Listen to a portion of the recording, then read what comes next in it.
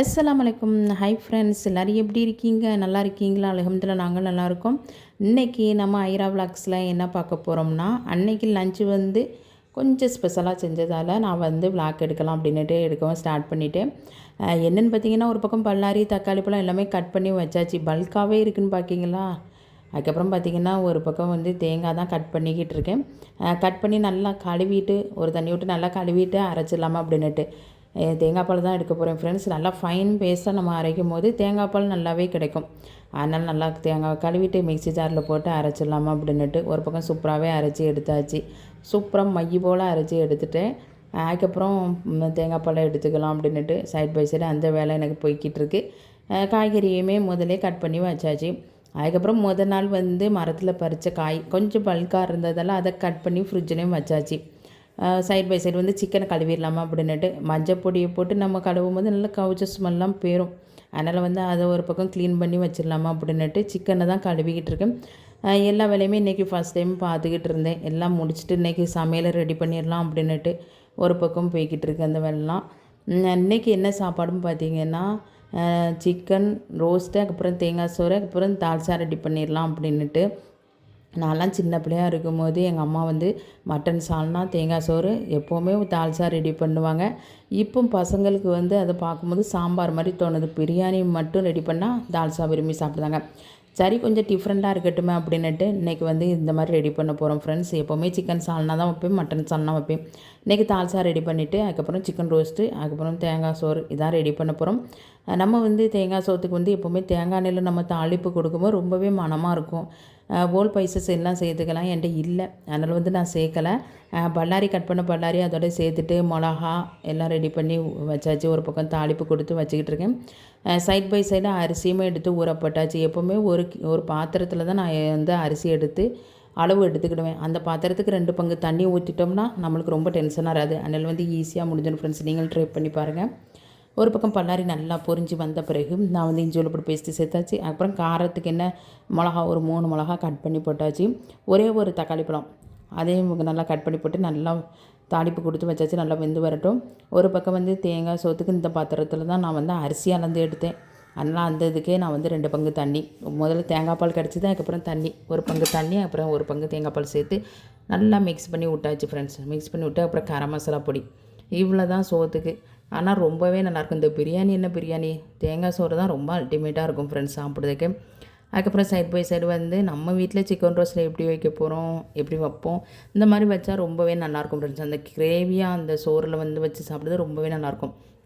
அதனால் கிரேவி கொஞ்சம் லிக்விடாக வைக்க போது அதுக்கு கொஞ்சம் பல்லாரி கொஞ்சம் பல்காகவே எடுத்தாச்சு. சின்ன வெங்காயம்னாலும் சேர்த்துக்கலாம், பல்லாரினாலும் சேர்த்துக்கலாம். அன்றைக்கி பல்லாரி தான் இருந்துச்சு. எப்போவுமே நான் சின்ன வெங்காயம் சேர்ப்பேன், நல்லாவே இருக்கும். அதனால இன்றைக்கி இல்லை சின்ன வெங்காயம்னால பல்லாரி சேர்த்தாச்சு.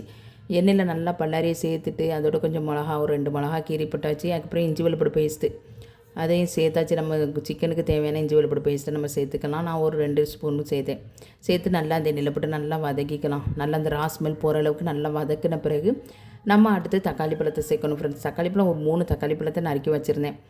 ரோஸ்ட்டுக்கு தக்காளி பழம் சேர்த்து கொஞ்சம் கூட மட்டும் பல்லாரி தக்காளி பழம் சேர்த்தா தான் அந்த கிரேவி நம்மளுக்கு நல்லா கிடைக்கும். அது மட்டும் இல்லாமல் நல்லா வேகணும், மசிஞ்சு வேகணும், அப்போ தான் நல்லா சூப்பராக இருக்கும். இல்லாட்டா தக்காளி பழம் எல்லாமே பிள்ளைங்க தூர தள்ளி போட்டுருவாங்க. அதனால் மசிஞ்சு வரட்டும் அப்படின்னுட்டு சைட் பை சைடு நல்லா தேங்காய் பாலுமே நல்லா சூடாகி அரிசியுமே கழுவி சேர்த்தாச்சு. நம்ம அரிசி கழுவும் போது ஒரு சொட்டு தண்ணி இல்லாமல் நல்லா வடிச்சிட்டு தான் நம்ம சேர்க்கணும். அந்த தேங்காய் பாலே நல்லா வெந்து வரட்டும் சோறு. அதுக்கப்புறம் பார்த்திங்கன்னா ஒரு பக்கம் தக்காளி பழம் நல்லா வந்துக்கிட்டு இருக்குது. லாஸ்ட்டு பார்த்திங்கன்னா உப்பு சேர்க்க மறந்தாச்சு. அதுக்கப்புறம் தான் உப்பு சேர்த்தாச்சு. சோத்துக்கு உப்பு இல்லாட்டி எப்படி இருக்கும் சாப்பிட்றதுக்கு. அதுக்கப்புறம் தான் ஞாபகம் வந்துச்சு, உப்பையும் சேர்த்து அதுக்கப்புறம் மூடி வச்சாச்சு சோறு வெந்து வரட்டும் அப்படின்ட்டு. அதுக்கப்புறம் பார்த்திங்கன்னா பல்லாரி தக்காளி பழம் நல்லா மசிஞ்சு அதுக்கப்புறம் முளத்தப்பொடி சேர்த்துக்கலாம். முளத்தப்பொடி எவ்வளோன்னு பார்த்திங்கன்னா 1.5 டீஸ்பூன் சேர்த்தாச்சு. அதோட மஞ்சள் தூள் சேர்த்து அந்த எண்ணெயில் போட்டு நல்லா வதக்கும் போது அந்த குழம்பே நல்லா ரெட் கலராக திக்னஸாக கிடைக்கும். நம்ம கலர் வரணும்னா மஞ்சப்பொடி முளத்தப்பொடி ஒன்றா போட்டுடணும் ஃப்ரெண்ட்ஸ். அந்த எண்ணெயில் போட்டு நல்லா வதக்கின பிறகு அதுக்கப்புறம் அந்த எண்ணெயில் சிக்கனை போட்டு நம்ம போட்டோம்னா அதில் உப்பு சேர்த்து அந்த எண்ணெயிலே ஒரு 10 நிமிஷம் வந்துச்சுன்னா அந்த உப்பு உரப்பு எல்லாமே அந்த சிக்கனில் பிடிச்சி ரொம்பவே நல்லாயிருக்கும் சாப்பிட்றதுக்கு. அதுக்கப்புறம் பார்த்திங்கன்னா மல்லிப்பொடி, குழம்பு கொஞ்சம் லிக்விடு இருந்தால் நல்லா இருக்கணும் அப்படின்ட்டு கிரேவி பதத்துக்கு நான் எப்போவுமே கொஞ்சம் குவான்டிட்டி செஞ்சோம்னா நான் மல்லித்தூளை அவாய்ட் பண்ணிக்கிடுவேன். இது வந்து கொஞ்சம் குவான்டிட்டி கொஞ்சம் கூடமுண்டு அப்படின்னுட்டு மல்லித்தூள் சேர்த்தாச்சு. மல்லித்தூள் சேர்த்துட்டு அதுக்கப்புறம் கொஞ்சோண்டு மல்லி இலையும் அதோட சேர்த்துட்டு அப்புறம் கொஞ்சோண்டு பெருஞ்சீரகத்தூள், அப்புறம் கரம் மசாலா, பட்டை, கிராம்பு, ஏலக்காய் பொடி வீட்டில் எப்போவுமே திரித்து வச்சுருப்பேன். அந்த பொடியும் சேர்த்து நல்லா அந்த எண்ணெயிலே மூடி வச்சு வேக பண்ணணும். ஏற்கனவே சிக்கனில் வேறு தண்ணி விடுமா, அந்த எண்ணெயிலே நல்லா வெந்து வரும்போது கொஞ்சம் ஒரு 10 நிமிஷம் கழிச்சு அதுக்கப்புறம் தண்ணி ஊற்றணும். தண்ணி ஊற்றினா தான் அதுக்கப்புறம் நல்லாயிருக்கும் ஃப்ரெண்ட்ஸ். அந்த மசாலாலேயே நம்ம வேகப்படும்போது நல்லா உப்பு பிடிக்கும். அப்புறம் தண்ணியும் கொஞ்சோண்டு ஊற்றி வேகப்பட்டாச்சு. நல்லா தலபுலன்னு கொதித்து வந்துக்கிட்டு இருக்கு. அரிசி அந்த சோறுமே நல்லா வெந்து மேலே வரைக்கும் வந்துட்டு இப்போ நல்லா ஒன்று போல் கிண்டி விட்டுட்டு நம்ம வந்து மேலே வந்து வெயிட்டை வச்சிடணும். ஒரு 10 நிமிஷம் ஓப்பன் பண்ணாமலே வெயிட்டை தூக்கி மேலே வச்சிட்டோம்னா அந்த கீழே வந்து சிம்மில் வச்சிடணும். அடுப்பை வச்சுட்டு நம்ம மேலே வெயிட் போட்டு வச்சிட்டோம்னா சூப்பராகவே 10 நிமிஷம் கழித்து சோறு நல்லாவே வெந்து வந்துடும்.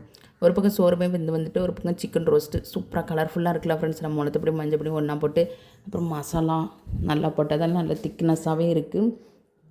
இது ரொம்பவே டேஸ்ட்டாக இருக்கும் ஃப்ரெண்ட்ஸ். நம்ம வீட்டில் இப்படி தான் சிக்கன் ரோஸ்ட் ரெடி பண்ணுவோம். அதுக்கப்புறம் சைட் பை சைடு தாளிச்சாமே ரெடி ஆகிட்டு முருங்கைக்காய், மாங்காய், கத்தரிக்காய், இஞ்சி வெள்ளப்பூடு பேஸ்ட் போட்டு நல்லா தாளிப்பு கொடுத்து சூப்பராக ரெடி பண்ணியாச்சு. அப்புறம் பசங்க எல்லாத்தையுமே வட்டமாக உட்கார சொல்லி எல்லாருமே ஒன்றா உட்காந்து அல்ஹம்துலில்லாஹ் பேசிக்கிட்டே லஞ்சை என்ஜாய் பண்ணி சாப்பிட்டோம். என்னுடைய பையன் சொன்னால் சூப்பராகவே இருக்குமா சாம்பார் வச்சு சாப்பிட்றது ரொம்பவே நல்லாயிருக்கு அப்படின்னு சொன்னதால் கூட ஒரு டைம் கூட நான் செஞ்சு கொடுத்தேன். பசங்க சாப்பிட்டாங்க. எப்போவுமே பிரியாணி, சிக்கன் குழம்பு தான் சாப்பிடுவாங்க. இந்த தடவை வந்து தால்ச்சா வச்சு சாப்பிட்டது ரொம்பவே நல்லாயிருந்துச்சு. எனக்குமே ரொம்பவே பிடிச்சிருந்துச்சி ஃப்ரெண்ட்ஸ். அதுக்கப்புறம் பார்த்திங்கன்னா எல்லாருமே ஒன்றா உட்காந்து அல்ஹம்துலில்லாஹ் நல்லபடியாக லஞ்சை சாப்பிட்டாச்சு ஃப்ரெண்ட்ஸ். இந்த விளாக் உங்களுக்கு பிடிக்கும்னு நினைக்கிறேன். Like, share, subscribe. ஓகே, பாய்.